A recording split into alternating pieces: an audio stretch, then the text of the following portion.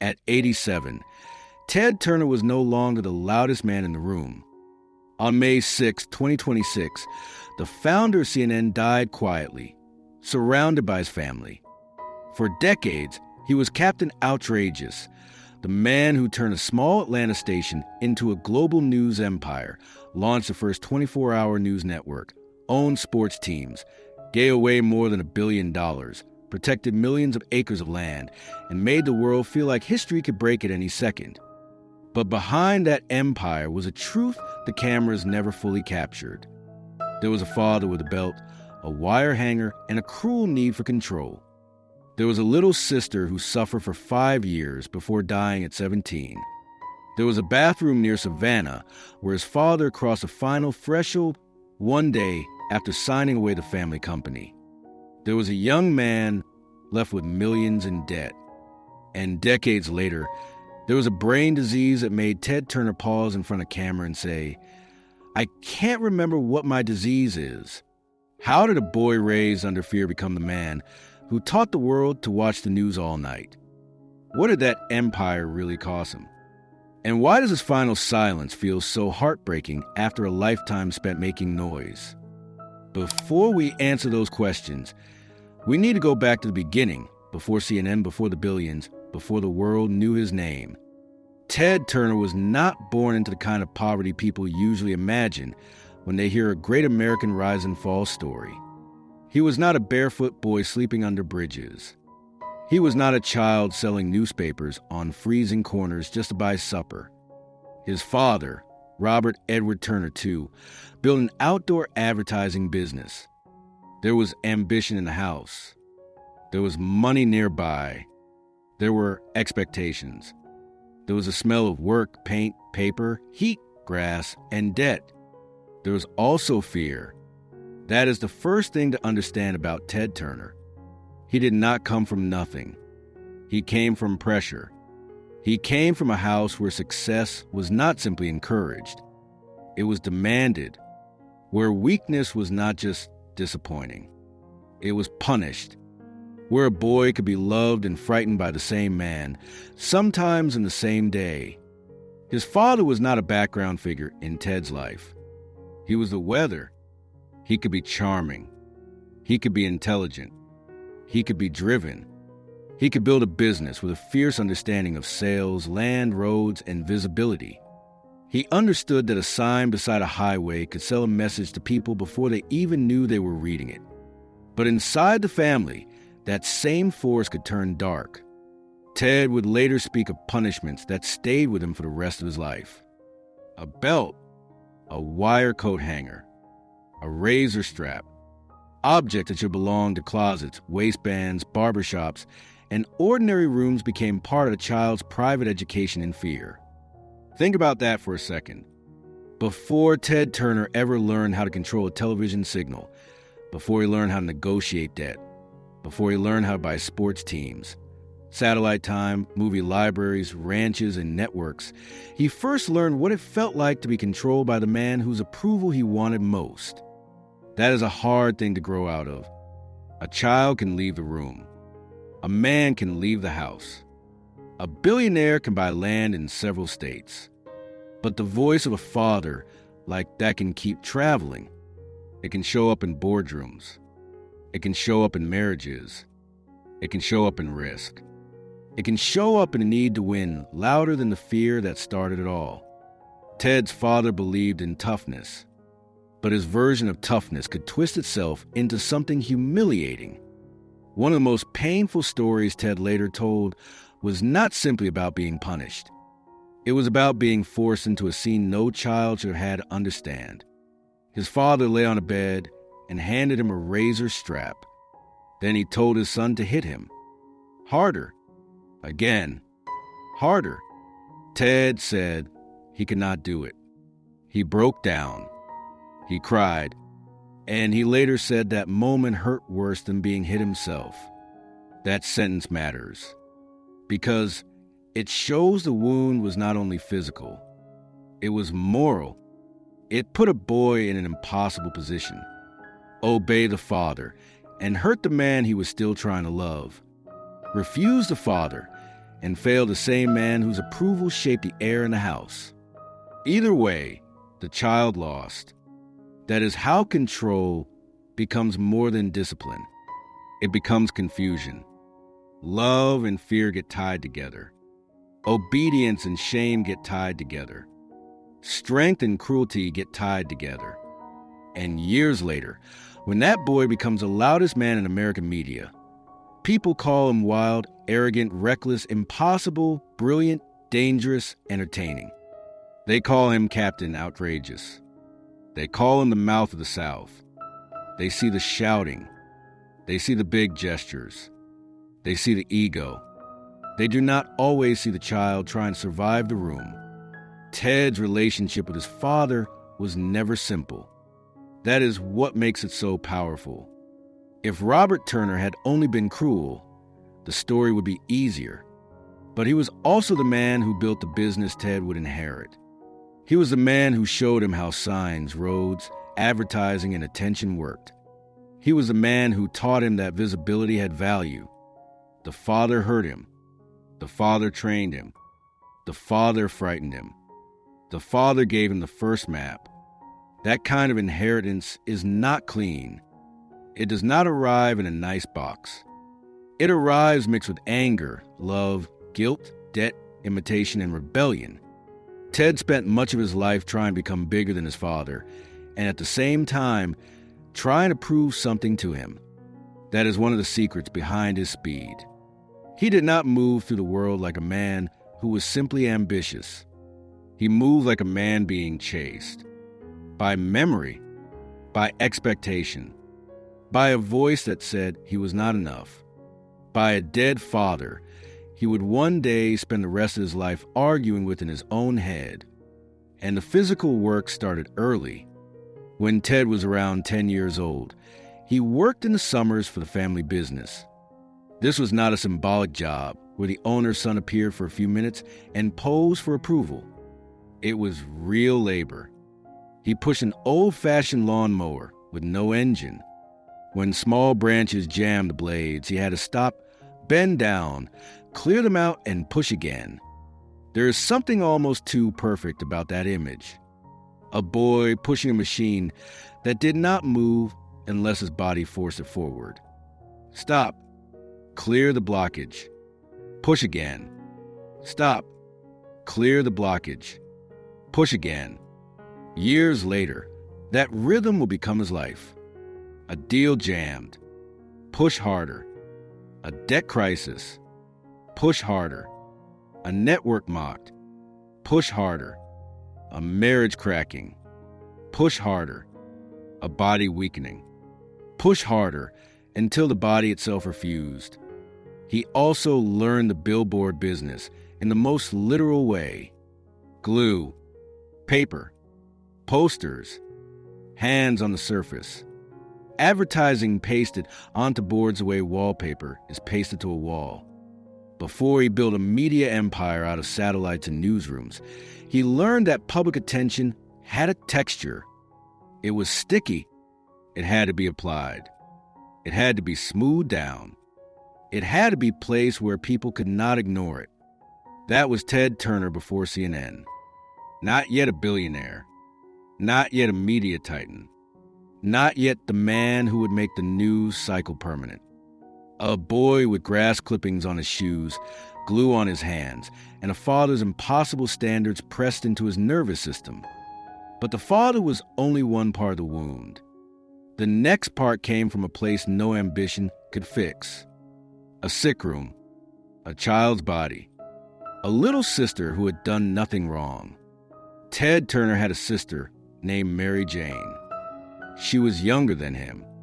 And for a time, she was simply his little sister, part of the family story, part of the noise and movement of childhood. Then illness entered the house, and nothing was ever the same. When she was 12, Mary Jane developed systemic lupus erythematosus. That name is clinical.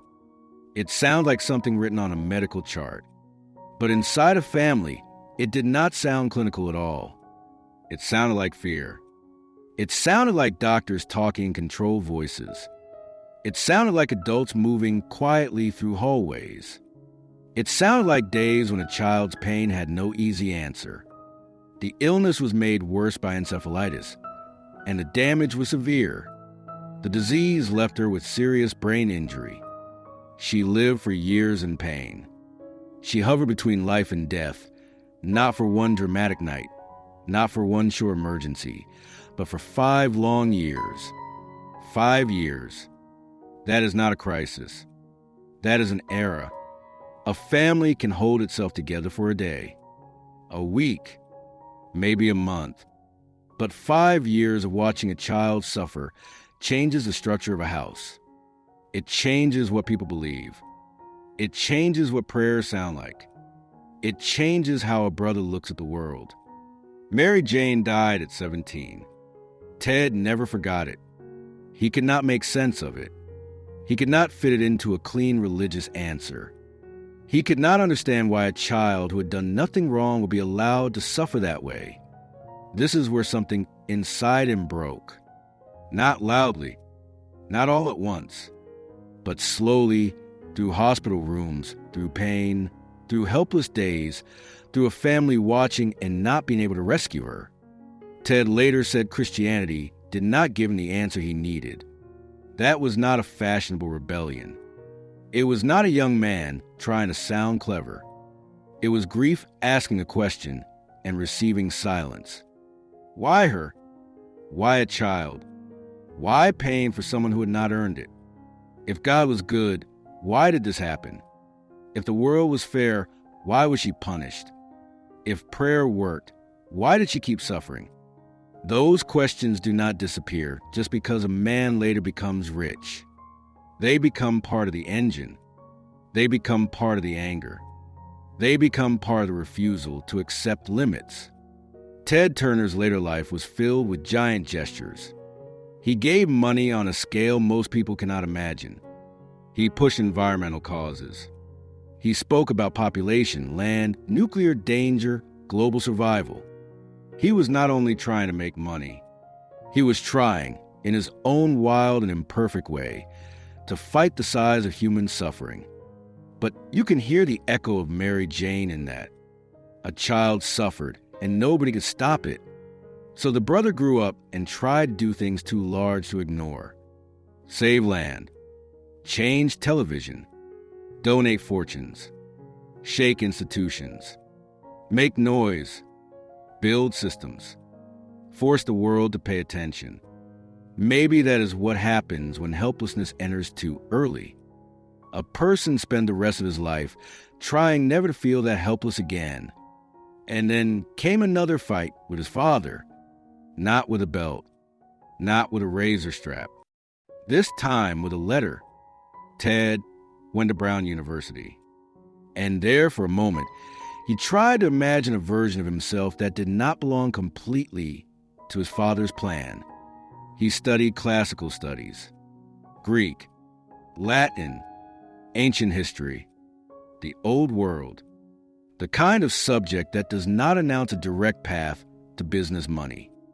To some people, that might have looked useless. To Ted, it may have looked like freedom. A young man with a brutal father and a sick sister might choose the ancient world for reasons he could not fully explain.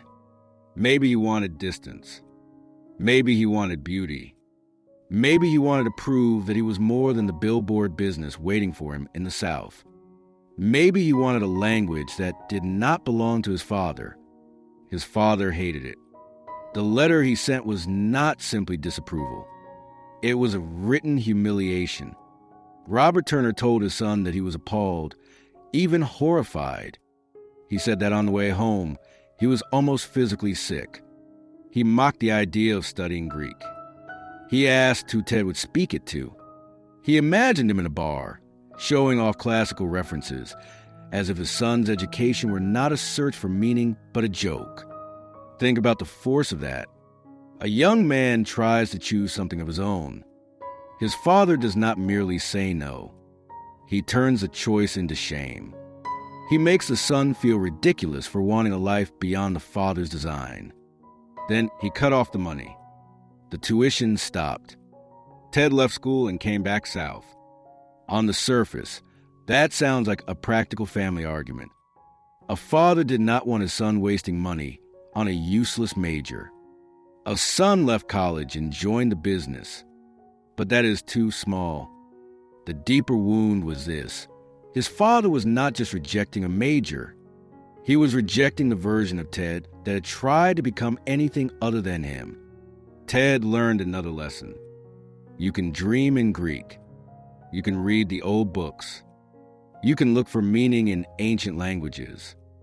But the family business is waiting. The debt is waiting. The father is waiting. The South is waiting. And if you try to walk away, the hand on your shoulder will drag you back. That is part of why Ted Turner became so complicated. He was not simply a businessman.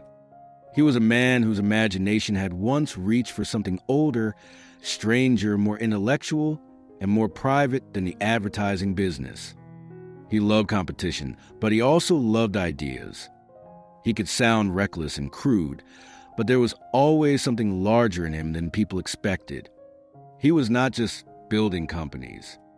He was trying to build a life big enough to contain all the pieces that had been broken apart. The father's violence, the sister's suffering, the lost faith, the failed escape, the letter, the humiliation, the return. There's a kind of person who grows quieter after that. Ted Turner did not. He got louder. He learned to meet shame with speed. He learned to meet rejection with scale. He learned to meet fear with risk. He learned to meet the Father's voice by building something so big that one day, the whole world would have to hear his own. But in the early 1960s, none of that had happened yet. There was no CNN, no global empire, number 24-hour news, no billion-dollar donation, no millions of acres, no public legend. There was just a young man pulled away from school, still carrying his sister's suffering, still carrying his father's anger, still trying to understand what kind of man he was supposed to become. And then, in 1963, the man who had demanded strength from him left behind the weakest lesson of all. The next part of Ted Turner's life would begin in a house near Savannah, with a locked silence upstairs, a company nearly sold, and a 24-year-old son suddenly forced to inherit not an empire, but a wound with a balance sheet attached to it. March 5th, 1963. That date split Ted Turner's life into two parts. Before that day, he was the son of a difficult father. After that day, he became the son of a dead one. The place was near Savannah, Georgia. A family home. An upstairs bathroom. The kind of room no family expects to become the center of its history. Ted's father was under the weight of alcohol, pills, debt, pressure, and a business decision that had already started to feel like defeat. Just one day earlier, he had signed papers to sell the family company. The same man who had demanded toughness from his son, the same man who had punished weakness, the same man who had trained Ted to believe that a man must push harder, hold stronger, never bend, had reached the end of what he could carry. Then he crossed the final threshold. Ted was 24 years old. Think about being 24 and receiving that kind of inheritance.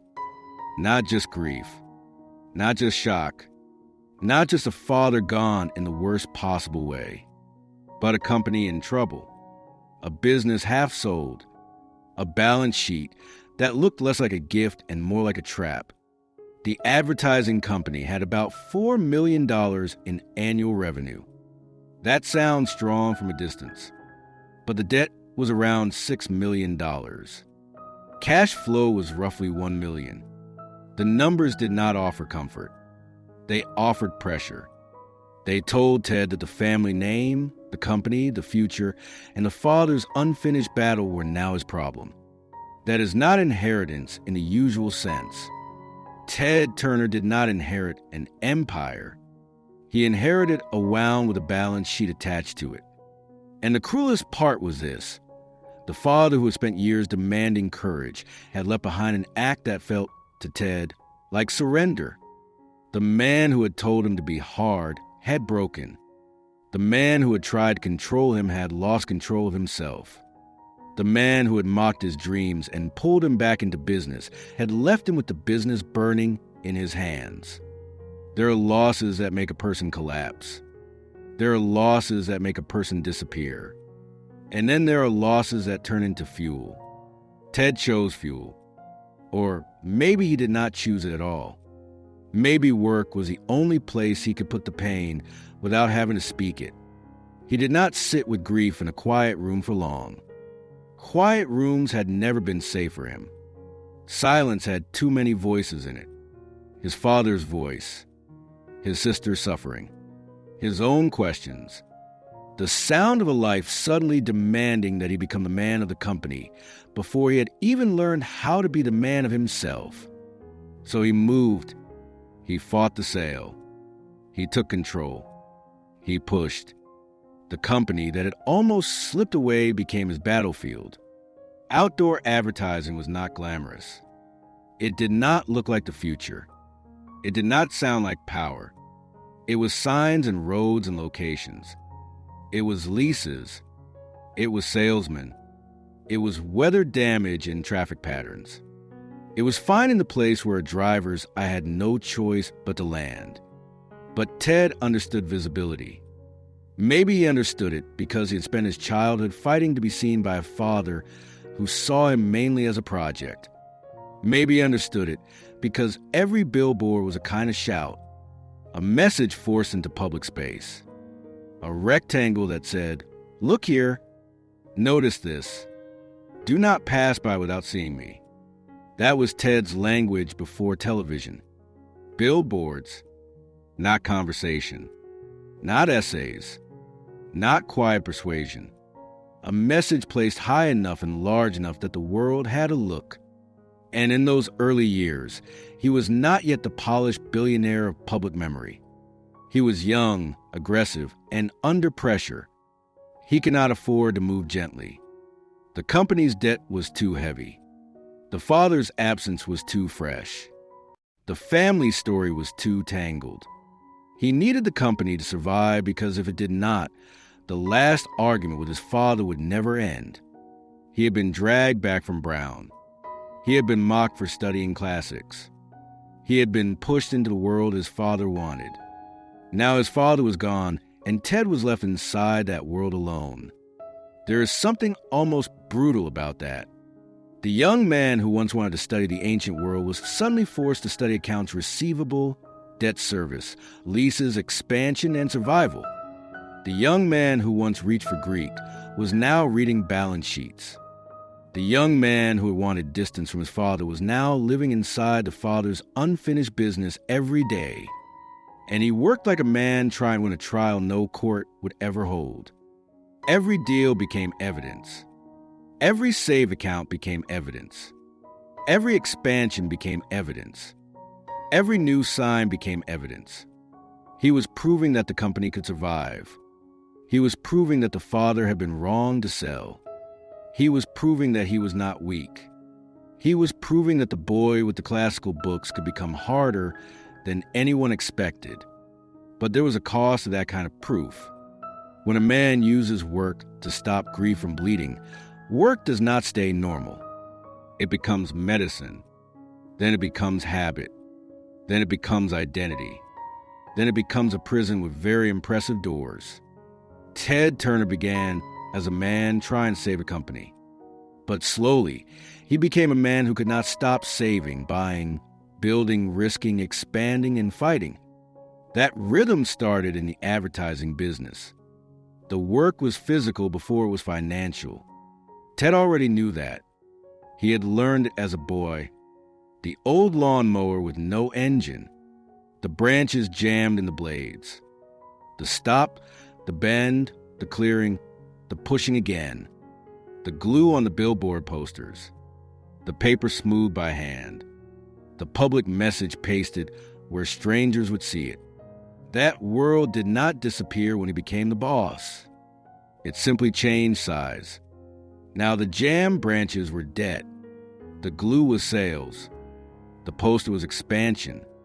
The board beside the road became a screen, and the screen would eventually become the whole world. But before the satellites, before the cable revolution, before the global news empire, Ted Turner had to learn the business of attention one sign at a time. He learned where people looked. He learned how to sell a message quickly. He learned that repetition worked. A driver passed the same road every day. The same sign, the same name, the same product. The sign entered the mind almost without permission. That lesson would later become television strategy. Put the signal where people can see it. Keep it on. Make it impossible to ignore. Do not wait for attention. Capture it. The company survived. More than survived. Ted grew it. He pushed beyond the billboard world and began moving toward radio and television. That transition mattered because it showed the true size of his hunger. Outdoor advertising had saved the family business, but it was still fixed in place. A billboard could not move. It could not speak.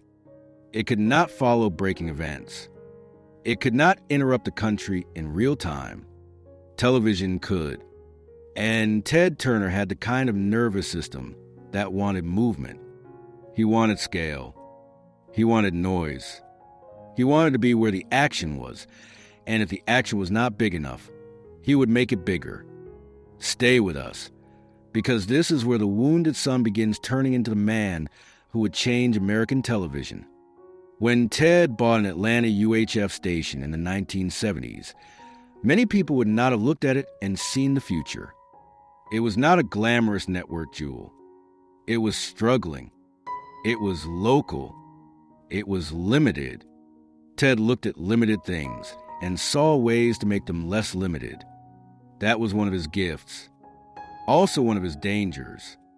He could look at a weak asset and imagine it amplified. A small station could become a superstation. A regional signal could become national. A local broadcast could travel by satellite. A company that others dismissed could be turned into a weapon. That is what happened with WTCG, the Atlanta station that would become WTBS. He did not simply run it like a local station. He used satellite distribution to send it far beyond Atlanta. Suddenly, cable systems across the country could carry a station from Georgia. Movies, sports, reruns, wrestling, odd programming, whatever could fill the hours and keep the signal alive. Ted understood something early. In cable television, time itself was inventory. Every hour mattered. Every slot could be filled. Every viewer who stayed was proof. The old broadcast world had rules. Ted did not care for rules that seemed too small for him. He wanted to stretch television beyond the schedule people had accepted. If a local station could become a national superstation, then why should news be limited to a few evening broadcasts? Why should the world wait until 6 p.m. or 11 p.m. to learn what had happened? Why should history be packaged in half-hour segments when history itself did not keep office hours? That question would make him famous. But before it made him famous, it made him look ridiculous. A 24-hour news network sounded absurd to many people. Who would watch news all day? What would they even put on when nothing was happening? How could a cable channel compete with the big networks? Ted heard questions like that and translated them into a challenge. He had been hearing versions of no since childhood. No, do not study classics. No, you're not enough. No, you cannot save a company. No, this idea is too strange. No, this is too risky. Ted Turner had a strange relationship with no. It did not stop him. It often made him louder. And by 1980, the idea became real. CNN launched the cable news network. 24 hours a day. News around the clock. Not once in the evening. Not after the newspaper. Not when the old networks decided the country was ready. All the time. This is easy to take for granted now because the world Ted helped create became the world everyone lives in. Today, breaking news follows people into bedrooms, kitchens, airports, phones, cars, restaurants, and waiting rooms. The idea that news never sleeps feels ordinary now. But at the time, it was radical. Ted Turner changed not only television, he changed the tempo of public life. He made the world feel more immediate, more connected, more anxious, more awake, more unable to look away. That is part of his legacy, and it is complicated. Some people thank him for it. Some people blame him for it. Both reactions contain truth. CNN made global events visible in real time. It also helped create the endless news cycle that would later exhaust the country. But Ted was not thinking small enough to worry about whether the world will become too noisy. Noise was his element. Speed was his element.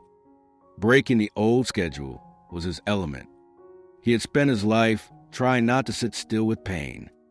Now he built a network that made the whole world stop sitting still. CNN was not only a business idea. It was Ted Turner turned into a broadcast signal. Restless, loud, unfinished, impossible to turn off. The early years were not smooth. People mocked him. Competitors doubted him. The network had to fill hours and hours and hours with limited money, limited staff, and the constant pressure being on the air even when the rest of television had gone home. That was the strange beauty of CNN. Its weakness was also its identity. It had to keep going. So did Ted. He liked that. A channel that could not stop suited a man who could not stop. And the newsroom became another kind of battlefield. Not a quiet office, not a polished corporate floor where decisions were slow and polite, but a living machine. Monitors, phones, wires, producers, anchors, feeds coming in, stories shifting. The feeling that something could happen at any second. That feeling was his natural habitat. It is no accident that even after he became wealthy, Ted often kept himself physically close to the machinery. Employees and reporters remembered the strange details.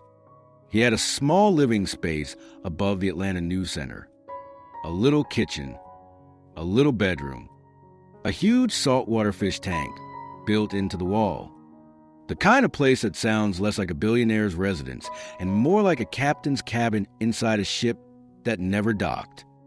That image tells you a lot. Ted Turner could have gone home to comfort. He could have separated himself from the noise. He could have lived far away from the alarms, the phones, the feeds, the crisis energy of a news operation. Instead, he stayed near the machine. In some accounts, during those early years, he slept on an office couch. He would come downstairs in a bathrobe to eat breakfast in the cafeteria. It sounds funny at first, almost eccentric. Classic Ted, the billionaire in a bathrobe near the newsroom. But look closer. It is not only eccentric, it is lonely. It is a man who has turned work into shelter. A man who does not want too much distance between himself and the thing he built. A man who may not know what to do with quiet when quiet finally arrives.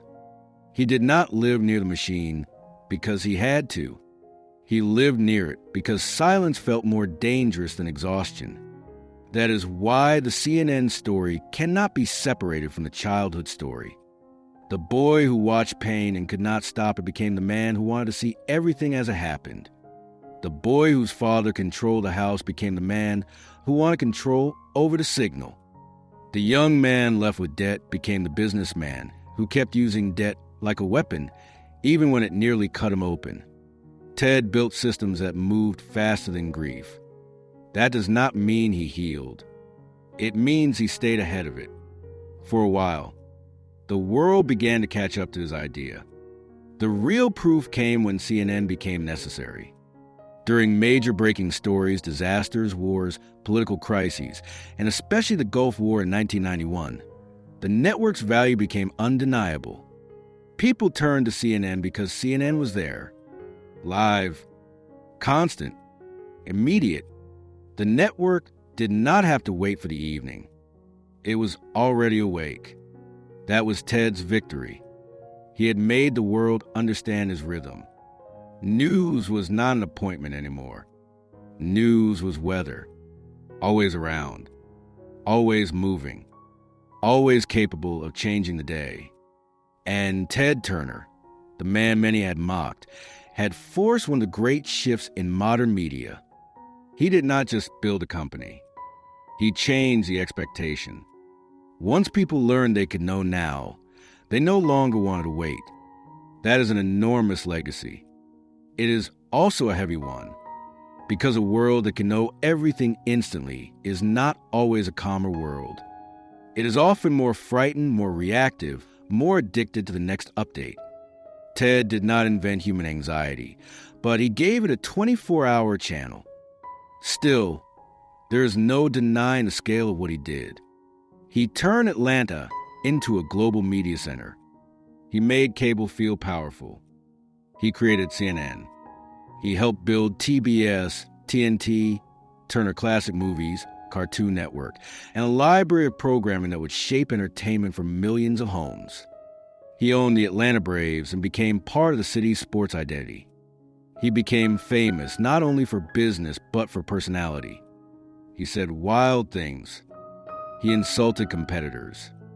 He made grand claims. He invited mockery and attention in equal measure. Captain Outrageous. The Mouth of the South. Those names were not accidents. Ted Turner understood that personality was also programming. If people were talking about him, they were also talking about the company. His ego became part of the marketing. His recklessness became part of the brand.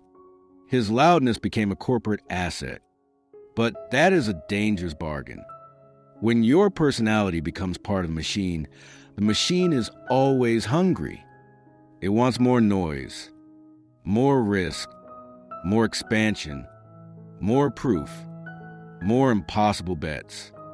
And Ted Turner had never been a man who knew when enough was enough. There were moments when his ambition looked almost heroic. He gave away more than $1 billion. He became a major philanthropist. He supported the United Nations.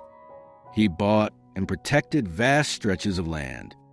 He became one of America's largest private landowners. He cared about wildlife, conservation, nuclear danger, population, and the future of the planet in ways that were not always convenient or popular. That mattered. It still matters.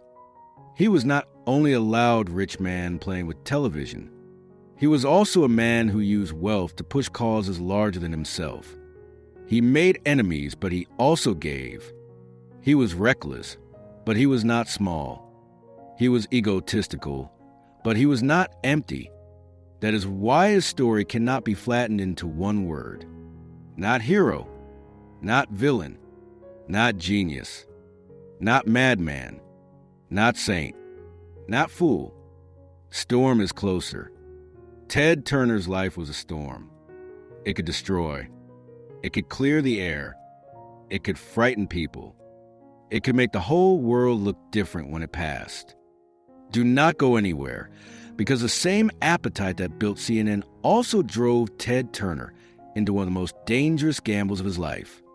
By the mid-1980s, Ted was no longer just a billboard heir who had saved the family company. He was no longer just a strange cable guy from Atlanta. He had become a national force. He had proved that a small station could become a superstation. He had proved that a 24-hour news network could exist. He had proved that cable was not a toy. But proving people wrong can become addictive, especially for a man like Ted. Every victory made the next impossible thing look more possible. Every risk survived made the next risk feel less insane. Every time the world said no and he won anyway, the line between courage and danger became harder to see. That is the danger of being right too many times. You start to believe the cliff is only another road. In 1986, Ted Turner made a move so large that even for him, it nearly became too much. He bought MGM, Metro-Goldwyn-Mayer, an old Hollywood name, a studio with a legendary library, a symbol of American film history. To some, buying MGM looked glamorous. The lion, the movies, the catalog. The idea that a cable pioneer from Atlanta could grab a piece of old Hollywood and use it to feed the new cable age. But behind the glamour was debt, a terrifying amount of it. The deal pushed Ted under roughly $1.9 billion in debt. The interest was said to be close to $1 million a day. $1 million a day. That number is hard to feel until you slow it down. He could wake up in the morning, and the clock had already started bleeding. Before lunch, interest was moving. Before dinner, more money gone. The debt did not sleep. It did not care about his confidence. It did not care about his charm. It did not care that he had survived long odd before. It was a number that kept eating. For Ted Turner, debt was not abstract. He had seen what debt did to his father. He had inherited a company under pressure. He had watched a man collapse beneath the weight of business decisions, pride, and fear. And yet here he was, decades later, walking straight into another debt storm. That is what makes the MGM chapter so revealing. Ted was trying to become bigger than the fear his father left behind. But the debt kept finding him. The deal nearly strangled him. The financial pressure forced him to sell off much of MGM's studio operation quickly. What he managed to keep was a film library, and that library would later become enormously valuable for his cable channels. Turner Classic Movies would eventually turn old films into a kind of living archive for viewers who still loved Hollywood history. So from one angle, the gamble worked. From another, it nearly broke him. That is Ted Turner in one sentence. He could make a reckless move, almost drown in it, and still drag something valuable out of the water. But living that way takes a toll. A man can survive a crisis and still be shaped by the crisis. A company can come out stronger, while the person inside it becomes more addicted to pressure. Ted did not become more cautious after MGM. He became more legendary. And legends are dangerous places to live. By the 1990s, Turner Broadcasting had become a media empire. CNN was not a joke anymore. TBS had reach. TNT had value. The film library mattered. Sports mattered. Cable mattered. Ted had made Atlanta into something television executives could no longer dismiss. But the larger the empire became, the harder it was for one man to fully control.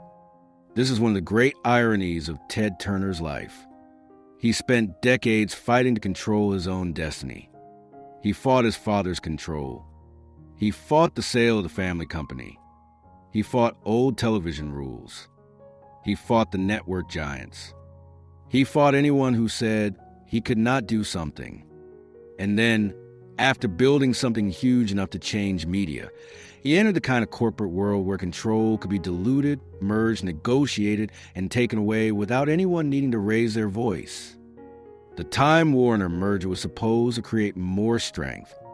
Later, the AOL Time Warner disaster became one of the most painful chapters in modern corporate history. For Ted, it was not just a bad deal. It was personal. His stake was diluted. His influence shrank. He went from being the wild founder to being one voice inside a corporate structure that no longer moved according to his will. He later said he did not feel like he had sold the company. He felt like he had been maneuvered out. That is a brutal, wordless humiliation for a man like him. A man can lose money. Ted had lost money before. A man can survive debt. Ted had survived debt before. But losing control of the machine he built cut differently. This was not a father dragging him back from Brown. This was not a banker pressing him over billboards. This was not a studio debt crisis. This was his own empire becoming too large, too corporate, too absorbed into another system for him to command. He had built a machine that could carry history in real time. Then he had to watch as the machine no longer fully belonged to him. There's a kind of pain in that which only founders understand. Employees leave companies. Executives change jobs. Investors sell shares. But founders do not simply build businesses. They pour their childhood wounds into them. They pour their arguments with dead parents into them. They pour their marriages, sleep, health, anger, loneliness, and identity into them. So when the company slips away, it is not just a transaction. It feels like a second death. Ted Turner was not a quiet man, but this loss found a place even his shouting could not protect. And the cost would not remain only professional. When control finally slipped from his hands, it did not only cost him money, it broke something personal. It was not one bad day. It was not one meeting. It was not one signature. It was a slow discovery that the world he had forced open no longer needed him at the center of it. That is hard for any founder. For Ted, it was almost unbearable, because control had never been only a business habit. Control was the language he used to survive. As a boy, he had lived under a father's control. As a young man, he had inherited debt and chaos. As a businessman, he had learned to move first, move fast, speak loudly, and make the room bend before it could bend him. Then the room got bigger than he was. The company became part of Time Warner. Then came AOL. Then came the corporate machinery, the dilution, the committees, the strategic decisions, the layers of power that did not answer to the old captain the way his own newsroom once had. Ted had spent decades turning himself into a force. Now he was inside a system that could absorb a force and keep moving. His stake was cut down. His voice mattered less. The man who had built a news empire out of instinct, risk, and personality found himself watching decisions move through channels he could no longer command. And for Ted Turner, that was not just frustrating. It was heartbreaking. He had fought too long to be a passenger. He had fought too long to watch the wheel leave his hands. He had made the world louder, faster, more connected. He had changed how people saw wars, elections, disasters, scandals, markets, and breaking moments. He had put history on television in real time. He had taken the old idea of waiting for the evening news and blown it apart. And then he had to watch the empire continue without needing him in the same way. That is where a strange loneliness enters the story. Not poverty, not failure, not shame in the simple sense. A different kind of loneliness. The loneliness of a man surrounded by proof of his own success and still feeling pushed out of the room. The channels kept broadcasting. The brands kept living. The world kept watching. But Ted was no longer the storm at the center. There's a special cruelty in building something so successful that it can survive without you. At first, that sounds like victory. Then, if your identity is tied to it, it starts to feel like exile. And Ted knew exile in more than one form. His business life was changing. His personal life was also changing. He had been married more than once, and his relationships had never been simple.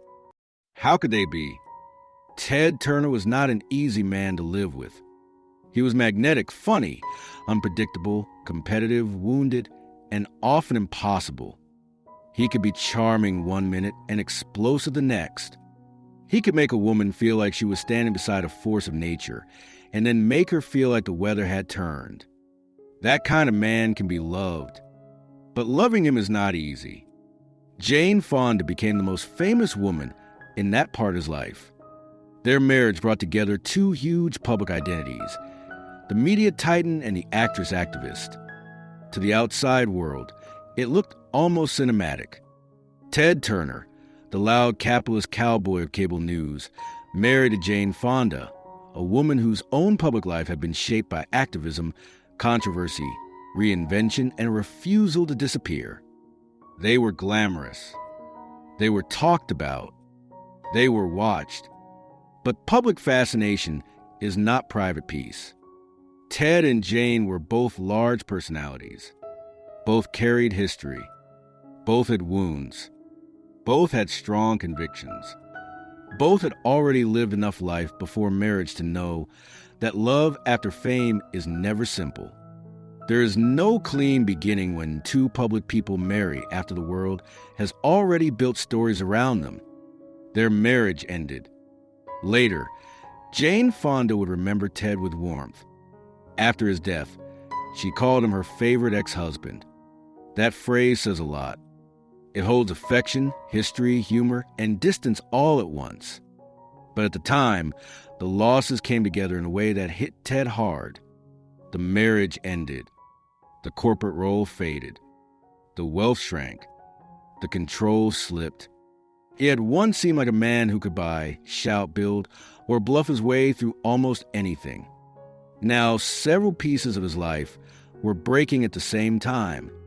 He described that period as brokenhearted. That is a revealing word for Ted Turner.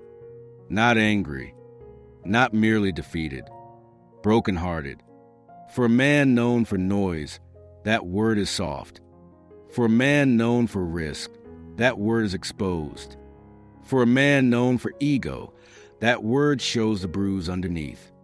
Because the truth is, Ted Turner built systems that could carry news around the world. But he could not build a system that protected him from loss. He could not outsmart grief. He could not buy immunity from rejection. He could not keep every company he built.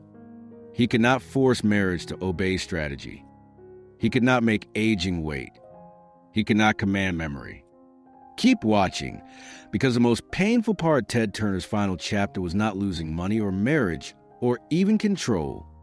It was losing the speed inside his own mind. By 2013, Ted was in his mid-70s.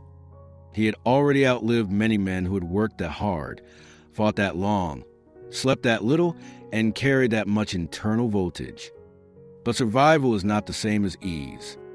He publicly spoke about health problems that would have sounded ordinary in another man, but felt symbolic in Ted Turner. Sleep apnea, atrial fibrillation, 2 pacemakers implanted only months earlier. He said he felt a little better, but he also admitted he tired easily. That detail matters. Ted Turner tiring easily. For most people, fatigue is part of aging. For Ted, fatigue was an insult to the machine he had always believed himself to be. This was a man who had lived as if energy were an endless resource. A man who could storm into rooms, make deals, launch channels, race boats, buy ranches, fight competitors, and talk faster than other people could object. Now the body was slowing him down. The engine was misfiring.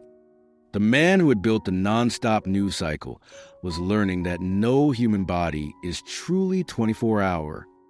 Think about that. He had created a network that never slept. But he himself still had to. And as age gathered around him, even sleep became complicated.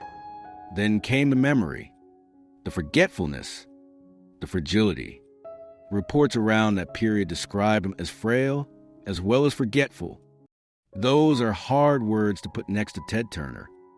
Frail, forgetful. They do not fit the old public image. They do not fit Captain Outrageous. They do not fit the man who talked like a cannon and moved through business like a weather system. But illness does not care about image. Illness does not ask whether the man wants on teams, land, networks, and a global brand. It arrives anyway. In 2018, Ted Turner made a public revelation that changed the way many people understood his final years. He was near Bozeman, Montana, on land that fit the scale of man, a ranch of more than 100,000 acres, Open space, distance, sky, the kind of landscape he had always seemed to need. Ted loved land. He bought it, protected it, managed it, and turned it into part of his identity.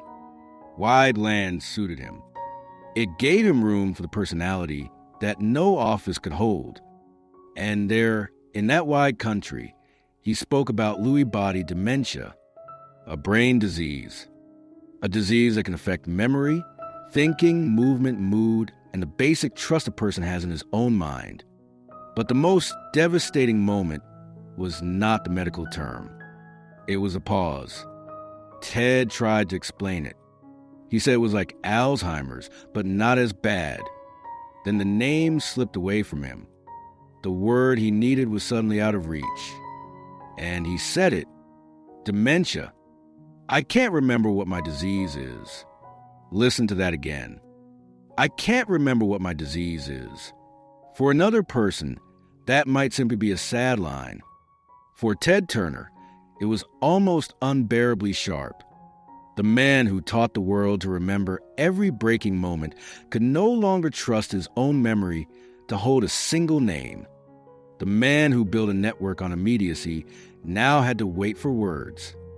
The man who had turned history into live television now had to watch his own mind drop pieces of the present. That is not just illness. That is irony with teeth. Ted described the symptoms without drama. He talked about exhaustion, forgetting, feeling worn down. That plainness made it more painful, not less. There was no grand speech, no theatrical self-pity. Just a man who had spent his whole life running at impossible speed, admitting that something inside him was slowing the signal that had always been so strong. And when the signal weakens, a man like Ted Turner has to face a kind of terror he cannot outtalk. He had fought debt. He had fought networks. He had fought corporate rivals. He had fought public ridicule. He had fought his father's shadow for decades. But this was different. You cannot negotiate with a brain disease. You cannot shout it down. You cannot buy a controlling stake. You cannot threaten it in a boardroom. You cannot put on satellite and make it useful. You can only live with it, day by day, name by name, pause by pause. The public saw less of him after that, and that absence said something. Ted Turner had been built for visibility. He had spent his life inserting himself into the public conversation, sometimes brilliantly, sometimes recklessly, sometimes outrageously. He had known how to command attention. He had known how to use it. But in the final years, the public appearances became fewer. The man who had once dominated rooms was slowly moving away from them. One of the clearest images came in July 2021 at an event celebrating former President Jimmy Carter and Rosalind Carter's 75th wedding anniversary. Ted was there, but not as the Ted many people remembered. He wore a simple black suit, a blue shirt, and a patterned tie. He was helped to his seat by two people. That image is powerful because it is not crude. It is not sensational. It does not show a man in some dramatic emergency. It shows something slower. A man who once made other people rise when he entered the room, now needing help to sit down. That kind of change is devastating to older viewers because it is familiar. You do not have to be Ted Turner to understand it. You have seen it in a father, a husband, a brother, a neighbor, maybe in yourself. The first time the strong person reaches for the chair, the first time someone who used to drive, everyone else now needs to be driven. The first time a room quietly adjusts itself around a body that no longer moves the way it once did. Aging is not only wrinkles. It is logistics. It is distance from car to door. It is whether there will be a chair. It is who stands on each side of you. It is how much dignity can be preserved while needing help. Ted Turner, the man who had spent a lifetime making the world move faster, now had to move carefully. His last known public appearances grew rarer. He appeared at his 85th birthday celebration in 2023. After that, he largely retreated into private life.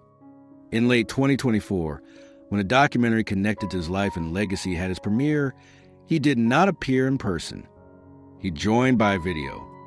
Again, not dramatic, but revealing. A man who once wanted to be near the machine now appeared through one. A screen carried his presence because his body no longer did. Then in early 2025, he was hospitalized with mild pneumonia and later moved into a rehabilitation facility. His family said he remained resilient and engaged. Those words are careful.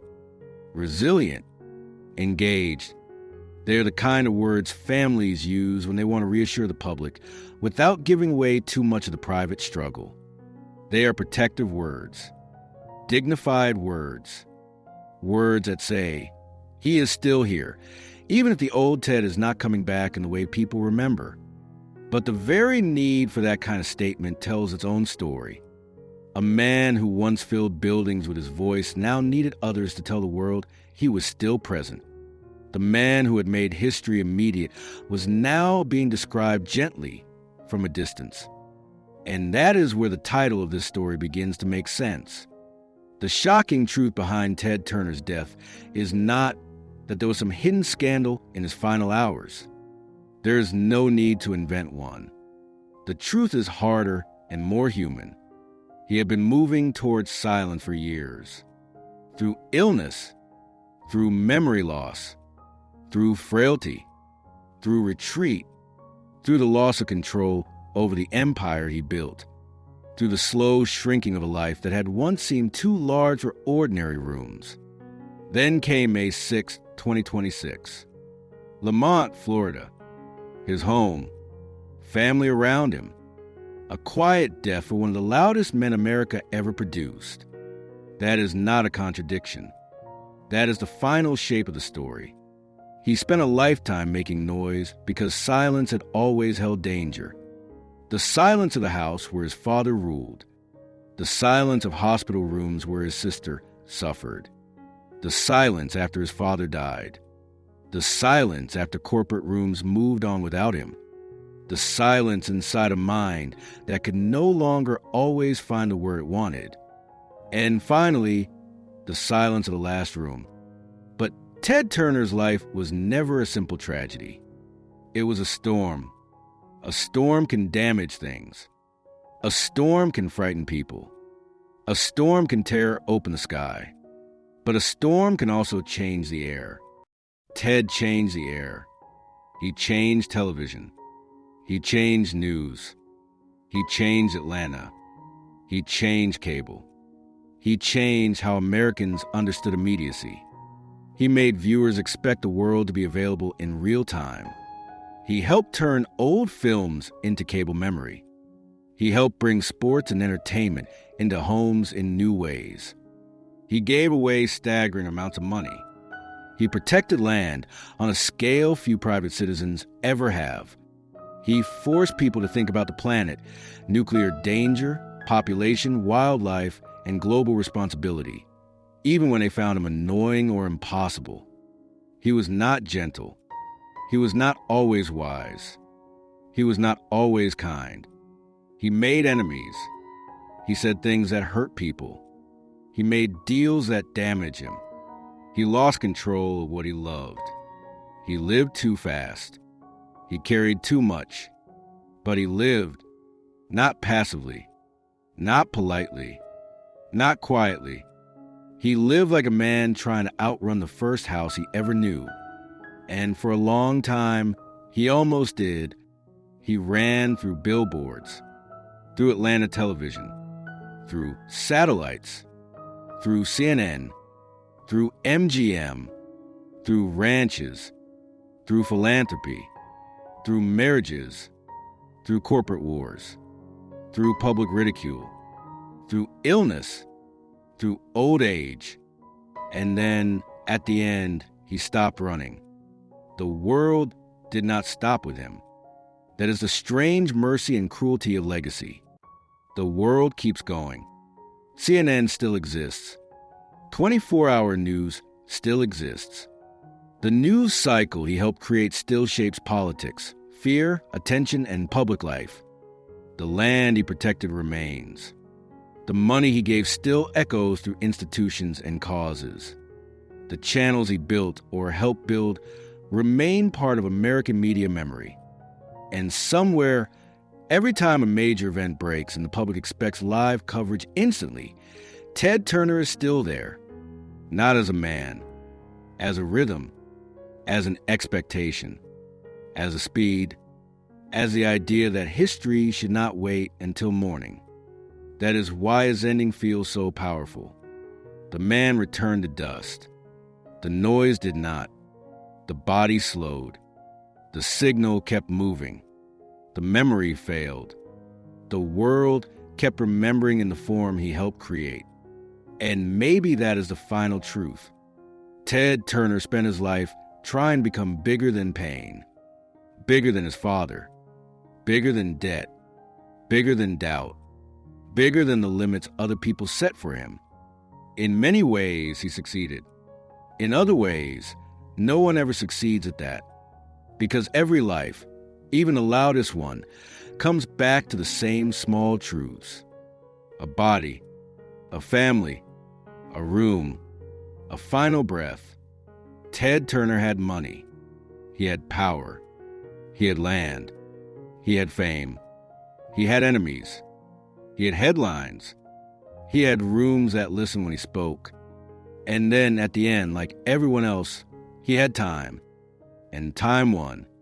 But that does not mean the life was wasted. It means the life was human. A wounded boy became a storm. The storm changed the world. Then the storm passed. What do you remember most about Ted Turner?